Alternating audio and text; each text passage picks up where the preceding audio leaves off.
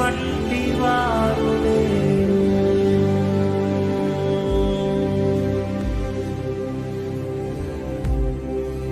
నీ వంటి వారు ఎవరు లేరు అయ్యా.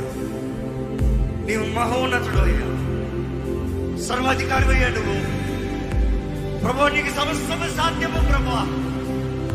నా జీవితంలో సమస్తము చేయగలిగిన దేవుడు, నా జయం ఇచ్చే దేవుడు నీవు. Declare declare declare righteousness.